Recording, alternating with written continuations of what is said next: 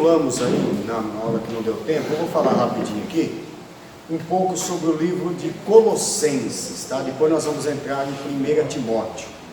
Vamos dar uma passada por cima aí, só para não passar em branco, tá? A igreja de Colossos, que ficava na Turquia, agora atual Turquia, né? Na Ásia, né? Continente asiático. E ela ficava entre duas cidades, Herápolis, 3 cidades na verdade, né?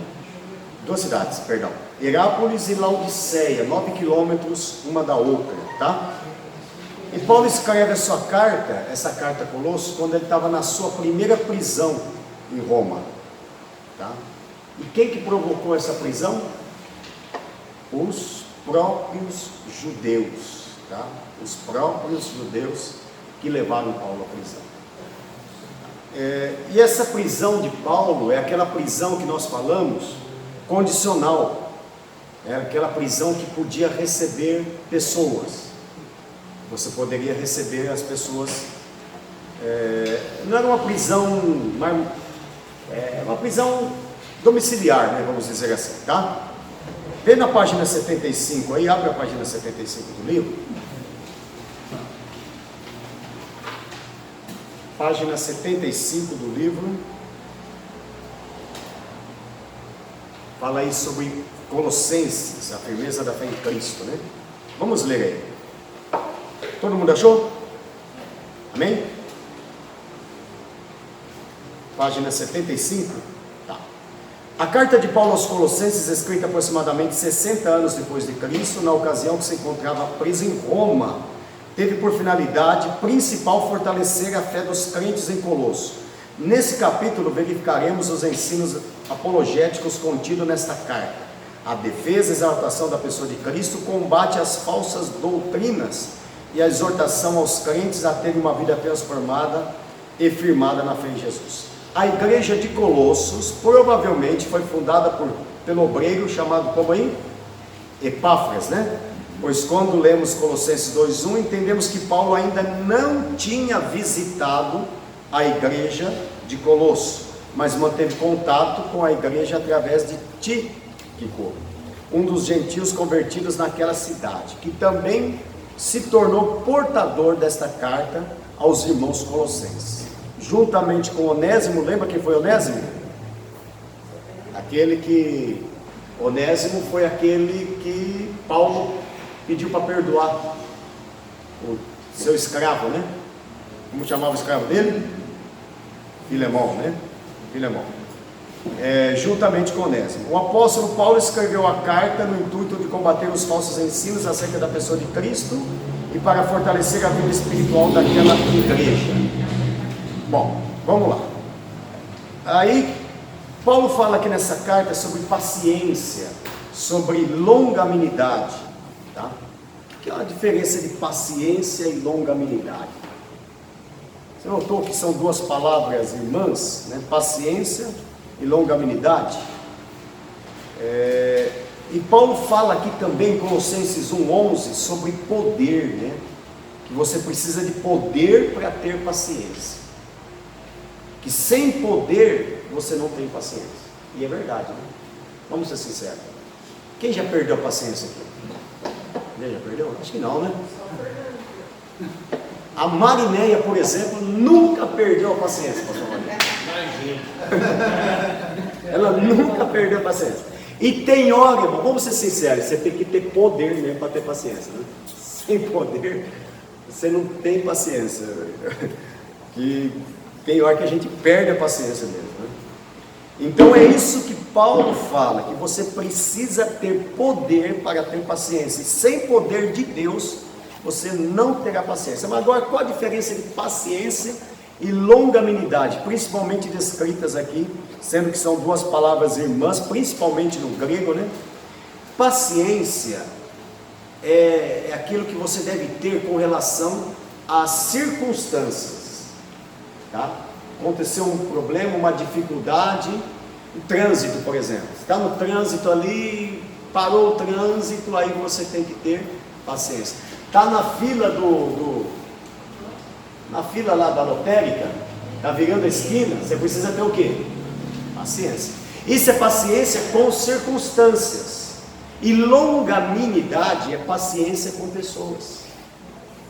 Aí é onde você tem que ter paciência com o filho, ter paciência com aquela pessoa que é um pouco menos esclarecida, que você fala 2, 3 vezes não entendeu, com o funcionário, o crente da igreja, que às vezes você tem que ter paciência, né? Na igreja não precisa ter, não tem muito esse problema não, né, pastor? Ter paciência não, né? Os irmãos, né? Então, essa é a diferença de paciência e longanimidade, que a gente ouve falar, né? Longanimidade, paciência, ué, mas não é a mesma coisa? Não, são palavras irmãs, mas que se diferenciam nisso, tá? Então, quando lidamos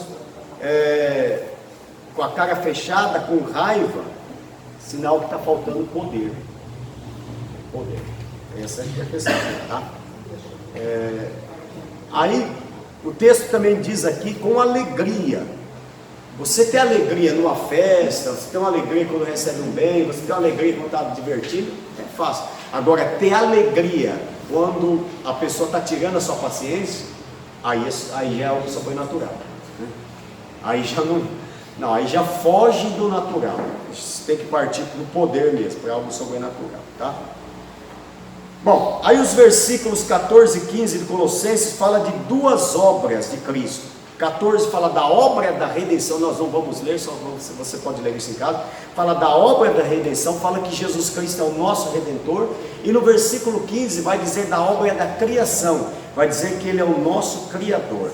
O versículo 24, olha o que Paulo diz, parece que ele é masoquista aqui, dá a impressão que ele é masoquista. Ele diz assim: eu me alegro nas tribulações. O que se alegra? Por exemplo, hoje o doutor chegou aqui e falou que está passando uns perrengue, vamos dizer, perrengue, né? Seria o nome. O senhor está alegre, né, com isso, né? Está feliz? Oh, que alegria, rapaz, estou passando uns problemas aí, clonaram o meu cartão, estou feliz que clonaram o meu cartão. Quem consegue, então, aí Paulo vai falar aqui, ó, eu me alegro no sofrimento, no que padeço.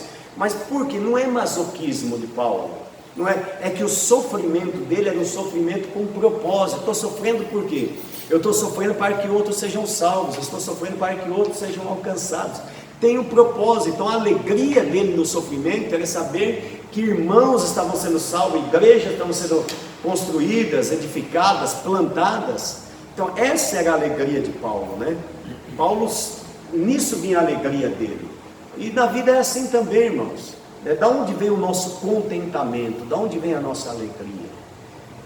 Muitas pessoas hoje só têm alegria se ela tiver carro, se ela tiver bens. Só que isso passa, né? Por isso que o verdadeiro contentamento vem de Cristo, vem de Jesus, né? Quem tem realmente o verdadeiro contentamento é aquele que tem Jesus, porque nada preenche, traz alegria realmente se não for Jesus. Você compra um carro novo, fica feliz, sonha, nossa, quando eu tiver um carro novo vou ser feliz, até aí passados uns dias você já começa a ver uns defeitos no carro, já acha que não é aquilo que podia ter um carro melhor, e aí você chega à conclusão que precisa de um outro carro melhor que esse. Então uma coisa é você ter felicidade, alegria, outra coisa é você ter contentamento. Quando isso que Davi falou: o Senhor é meu pastor, nada me faltará.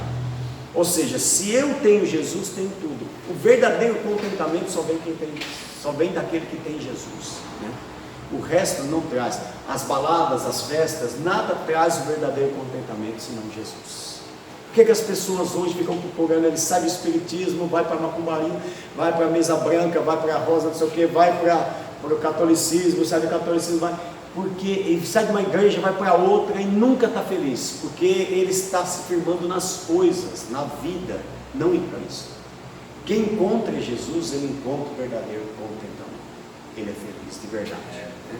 Tem até um louvor que diz que só é feliz na vida quem tem Jesus de verdade, né? Esse é o verdadeiro contentamento, tá certo? Bom, aí no capítulo 1, versículo 28 vai falar do homem perfeito em Cristo.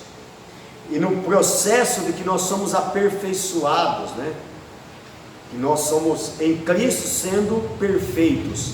Nós estamos sendo aperfeiçoados, a cada dia sendo aperfeiçoados, e em Cristo, nós somos como a luz do sol, que vai brilhando mais e mais até chegar nesse dia perfeito. E em Cristo, só através de Cristo é que nós somos realmente perfeitos, tá?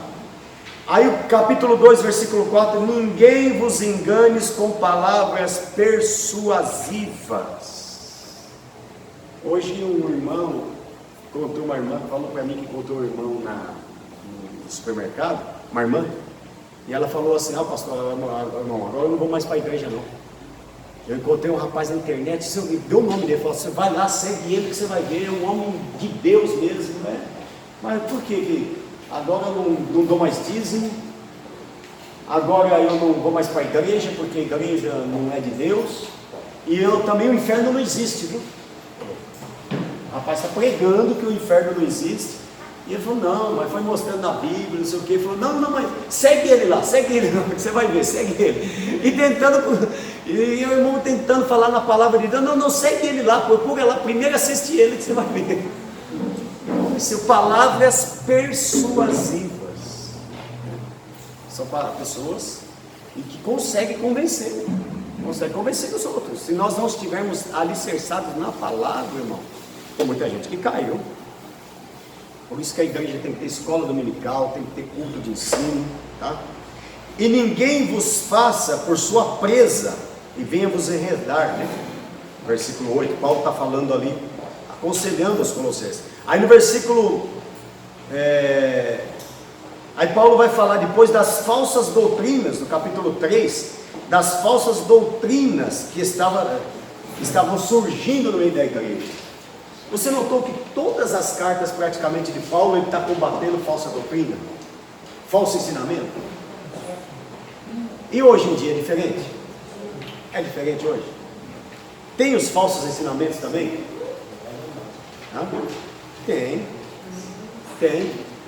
Tem pessoas ensinando coisas erradas, tá? E um dos maiores problemas ali é o versículo 16, fala do legalismo, né? Vai falar do legalismo, os judeus, os judaizantes, lembra que nós já falamos tanto aqui? E eles vinham com aquele negócio que você tinha que ser daquele jeito, tinha que ser daquela, você tinha que ser do jeito deles. Se não fosse do jeito deles, tinha que circuncidar. Chegou para a igreja, o camarada era grego, era sírio, nossa, tem que circuncidar. Foi de velho. Já pensou você chegando na igreja hoje? Você, você vai ter que circuncidar. Se não circuncidar, você não serve para ser da igreja não. Não é difícil para você que não é um judeu? É difícil, né, Júlio? Já pensou? Não é difícil, mas para eles, não. Você quer ir para o céu? Tem que circuncidar. A circuncisão para eles estava acima do sacrifício de Jesus. E aquele legalismo. Aí o interessante, olha o que vai dizer o versículo 17. Pois vai falando, deixa de lado esses rudimentos, porque todas essas coisas, que são essas coisas? O sábado, né? E tantas outras, isso é só sombra daquilo que há de vir. O que quer dizer isso que é só sombra? Tá? Ou seja, ao sábado, por exemplo, aqui, ó, tá vendo? Ali atrás a minha mão está fazendo uma sombra, não tá? A sombra, no caso aqui, só para você entender, Paulo diz assim, ó, versículo 17 aí, tá? De Colossenses capítulo 3. Porque estas coisas, o sábado, tudo, são sombras daquilo que há de vir. Ou seja, então, isso aqui, você tem aqui uma sombra, tá? Tem aqui uma sombra. Só que a sombra não é a mão. É a mão? É só a sombra. Ok? Paulo está dizendo, ó, isso, sábado, todos esses rituais, tudo isso, o cordeiro, não matava o cordeiro, é uma sombra. O sábado, guardar o sábado, é uma sombra. A sombra do quê? Daquilo que é verdadeiro e daquilo que há de vir. Então, o sábado, que era só uma sombra, viria o que provocava essa sombra. Quem era o que provocava essa sombra? O próprio Jesus. Aquilo ali só estava anunciando o que haveria de vir. Aqui nós temos a sombra da mão, e aqui nós temos a mão. Então Jesus estava dizendo, o sábado é uma sombra, mas eu sou o verdadeiro sábado.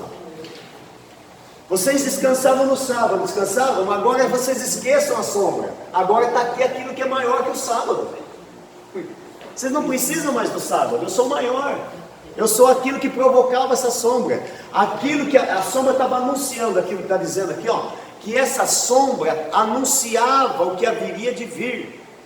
O que havia de vir. O cordeiro é uma sombra. Quem era o verdadeiro cordeiro? Jesus. Então João diz, eis aí o Cordeiro de Deus que tira o pecado do mundo. Então tudo o que aconteceu no Antigo Testamento era só uma sombra daquilo que realmente viria. Sábado, a gente não precisa mais da sombra, porque hoje nós temos a mão. Nós nos guiávamos pela sombra, hoje guiamos pela mão. Então, o que é mais concreto, a mão ou a sombra? A mão, ok? Tá. Aí depois o versículo 2, aí do capítulo 3, vai falar sobre uma coisa de Colossenses, capítulo 2, versículo 3, vai dizer o que? Do culto aos anjos. Isso terminou, graças a Deus diminuiu bem, né? Mas já teve uma época aí, irmãos, anos 80, 90, que você dizia assim, ó, Jesus está aqui, amém. Tem um anjo aqui, irmãos, o povo, aleluia, glória a Deus. Olha o anjo aí, aí cantava, tem anjos voando aqui nesse lugar. Aí você cantava, Jesus está aqui, pô. Quando falava que o anjo, tem um anjo voando nesse lugar, né? O negócio era estrondoso, né? Culto aos anjos, tá? Culto aos anjos. Isso aconteceu muito, uma onda que veio dos Estados Unidos, chegou no Brasil, e tudo era anjo, né? O anjo aqui, o anjo ali, não sou contra anjo, não estou dizendo que não existe anjo, que a gente não pode ver anjo. Tem. Tem, a Bíblia fala até que o anjo do Senhor campa ao nosso redor, mas o anjo não pode ser maior que Jesus. E o que estava acontecendo aí, e aconteceu uns tempos atrás, estava acontecendo na igreja de Colossos, era o culto aos anjos.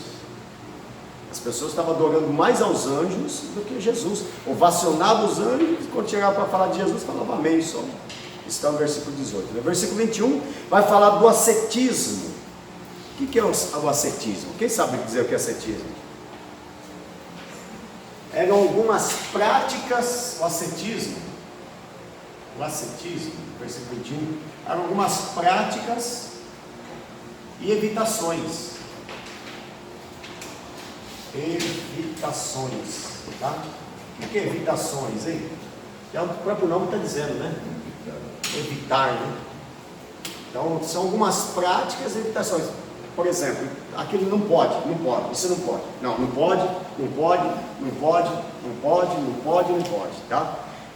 Para eles, no Colossenses estava acontecendo, vida sexual, casamento, ter vida sexual, não pode. Tá? Casar também, não pode. Certo?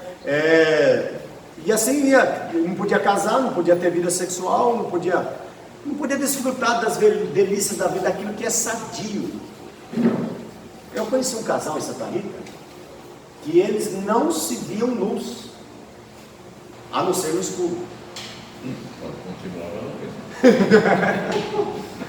mesmo. E para fazer relações sexuais de roupa, praticamente com roupa e no escuro. Eu conheci, irmão, crente. Eu falei, rapaz, é sério mesmo que você está falando isso para mim? Não, pastor, né? Com nós é assim. Gente, isso é o que? É um ascetismo. Né? A Bíblia fala que serão ambos uma só carne. Uma só carne. Então, nada mais do que um ascetismo. Tá? Vamos lá. Aí no capítulo 3 ainda vai falar dos sinais de um verdadeiro convertido. Qual era o sinal de um verdadeiro convertido? Você sabe qual é o sinal do verdadeiro convertido? Sabe? Quem sabe? Paulo dá uma dica aqui. Do sinal de um verdadeiro convertido. É fácil.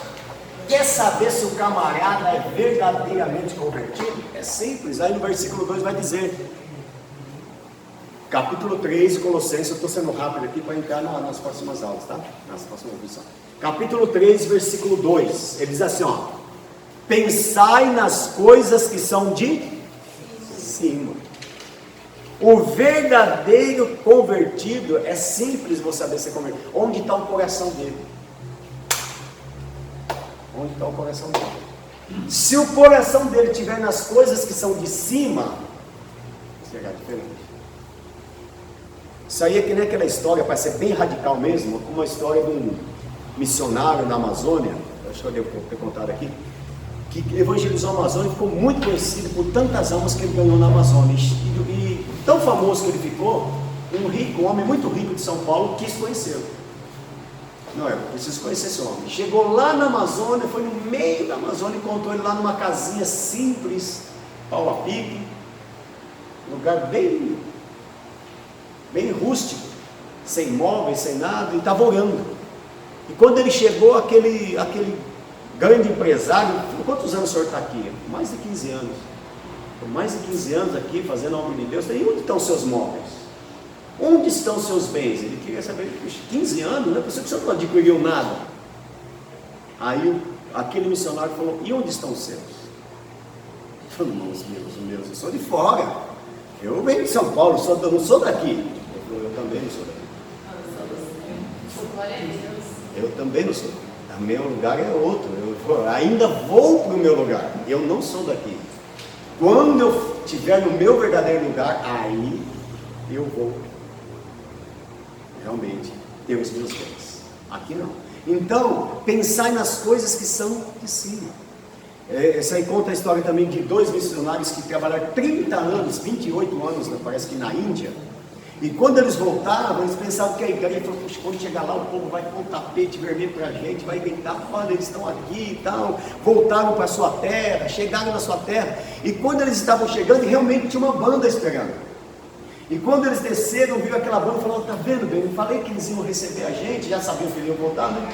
Vão receber a gente, 28 anos no campo missionário, a gente voltando sem nada. Tal, e aquela banda tocando, mas não era para eles, era uma pessoa famosa que estava ali. Era um político famoso, e esse político que estava sendo ovacionado. E eles ficaram decepcionados, ninguém da igreja foi receber. Aí ele chegou em casa nervoso, irritado, falou, tá vendo bem, ninguém foi nos receber. E ele ficou tão nervoso que ele falou assim para a esposa dele, pergunta para o teu Deus, né? Pergunta para o teu Deus, o que nós ganhamos por isso? Fazer a vontade dele, servir a ele, não recebemos nada. E ele saiu. E ela estava lavando a louça, quando voltou, falou, e aí, perguntou para o seu Deus? Ele falou, perguntei. E o que ele disse? Ele falou que ainda nós não chegamos na nossa terra. Ainda não chegamos lá. E quando nós chegarmos lá, aí sim nós vamos receber a nossa recompensa. Então, irmãos, aqui diz, pensai nas coisas que são de cima. Versículo 3, mortificai os vossos membros, do que? Da fornicação, aí vai dizendo do que, né? Da fornicação, da impureza, da afeição desordenada, da vil concupiscência, tá? Aqui está falando de morrer a nossa natureza terrena e se revestir do novo homem. Revestir você já entendeu, né? Uma coisa é vestir, outra coisa é se revestir. Você sabia que na guerra, então, por isso que diz em Efésios 6, revestivos. Por que diz revestivos da armadura de Deus? Já parou para pensar nisso? Mas não é vestivos da armadura? É revestivos. Por quê? É o seguinte, o soldado quando ele ia para a guerra, ele já tinha uma roupa por baixo. Não era pouca roupa, era várias roupas. E a armadura era só um revestimento. Ele já estava vestido. E a armadura era um revestimento. Por isso que diz assim, revestivos da armadura de Deus. Ou seja, para que servia essa roupa de baixo? Primeira coisa, para a armadura não ficar pegando, machucando. Segunda coisa, para ela não ficar jogando, porque senão ela ficava chacoalhando ali e machucando o soldado. E terceira coisa, para ela se ajustar ao corpo, para ela se ajustar e dar conforto ao corpo. Então, por isso que vai dizer revestivos, e aqui vai dizer assim, ó, revestivos do novo homem, tá? Nova característica. Mas como que eu me revisto? Por que fala revestir? Você vai no guarda-roupa, não tem várias roupas? Só de mulher que não, dos homens tem 40, 50 dos homens, das mulheres tem 3, 4, mas dos homens tem 40, tem 40, 50, né? Da mulher 3, 4, né? Sapato de mulher, 3, 4, 5, né? Sapato de homem, 50 par. Assim? Sim, pastor? Hã? O contrário, tá. Então vamos revestir, vamos pegar o exemplo do guarda-roupa das mulheres. Então, revestidos, a mulher está olhando ali, 1, 2, 3, 4, 5, 6, 7, 8, 9, 10, 20, 30, 40, 70, vestido, e ela olha e fala assim, hoje tem que ir pro culto. Tô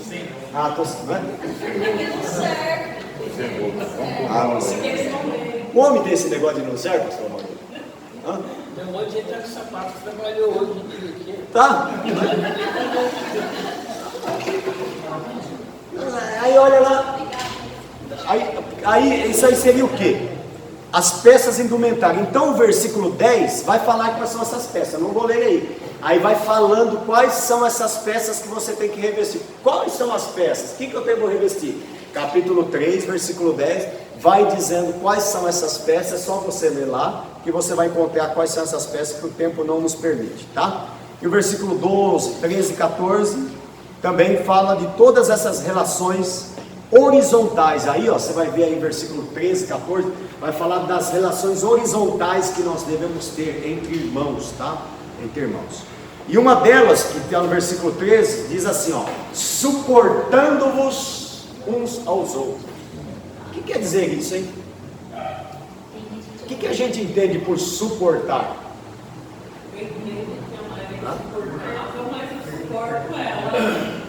A gente pensa isso, não é isso que a gente pensa? Oh, aquele cara é insuportável. Nossa, que cara insuportável, vou suportar ele. Não é isso que a gente entende? Mas não é isso que o texto original quer dizer. E tem pregador que vai pregar e falar, você tem que suportar os seus irmãos, suporta ele. Mas o suporte aqui, o que é? Vem de suporte, no grego, suporte. Dê suporte ao seu irmão. Está faltando comida, base. Precisa aprender a palavra, dá suporte para ele. Puxa, o irmão está passando fome, dá suporte para ele. Puxa, o irmão está precisando de apoio e oração, dá suporte para ele. Então, suportando uns aos outros, dando suporte. Isso quer dizer aqui, ó, carregando a carga um do outro, é isso que é suporte. Aqui não é nada a ver com esse suporte aí que você está pregando que a Úrsula falou aí, tá? É esse suporte aí, tá? E aí no versículo 18 vai falar de família. Paulo fala, e aí fala inclusive do maltrato, que você não deve maltratar seus parentes, não deve maltratar seu escravo, não deve maltratar seu marido, vai falar sobre maltratar. E vale a pena, esse final de semana eu estive em Porteirinha, Minas Gerais, isso aqui tem tudo a ver, sabe? Tem uma ilustração, e eu peguei essa ilustração. Tem um menino que estava tentando tirar leite da vaca, e ganharam, eles compraram uma vaca, tá? Então o menino foi tirar leite, o senhor lá ensinou ele a tirar o leite, e o senhor tirava 8 litros de leite, 10 litros, e ele só conseguia tirar 3, 5. Aí eu falei, olha, pastor, por que eu tiro certinho e não consigo? Não, você tem que fazer o seguinte, você tem que ter humildade. É um menino de 16 anos, você tem que ter humildade e chegar para ele e falar, onde que eu estou errando? Onde que eu estou errando? Não é dizer, não, eu sei fazer, eu estou fazendo certo. Não, você não está fazendo certo. Se você estivesse fazendo certo, ela não estaria dando 3 litros, ela estaria dando 8. Falei, pô, tem humildade, chega para ele, é o seu Joaquim. Aí ele chegou e falou, irmão Joaquim, o que eu estou fazendo de errado que a vaca não dá 8 litros? Ele falou, eu vou deixar você tirar leite dela e você vai. E vou ver onde você está errando. Aí ele falou, agora está certo. E aí ele foi amarrar o pé da vaca e a vaca quase deu um coice nele, foi lá dar um chute na vaca. Fechou a torneirinha. Aí o senhor Joaquim falou, sabe o que acontece com a vaca quando você maltrata ela? Ela esconde o leite. Já ouviu falar isso? Já ouviu? Quem já tirou leite sabe. Ela esconde o leite. Tanto é que o Uber dela estava cheio, daqui a pouco você vê que encolheu. Falar, ela escondeu o leite, agora você esquece, só amanhã. Agora ela não vai, você não tira mais leite dela. E assim são as pessoas, né? Você tem um membro da igreja, você bater nele, ele vai esconder o leite também. O funcionário, você bateu no funcionário, ele na sua frente ele trabalha. Daqui a pouco ele esconde o leite. Aqui Paulo está dizendo sobre isso, né? Que você não deve maltratar, deve tratar bem, tratar com respeito, tratar com equidade, tratar com honestidade, tratar com mansidão ao seu parente, ao seu amigo, ao seu escravo, para ele não esconder o leite. O obreiro também que é maltratado, ele esconde o leite. A pessoa que é maltratada, ela vai esconder o leite, tá bom? Amém? Isso é Colossenses. Agora vamos para Timóteo. Abra aí na página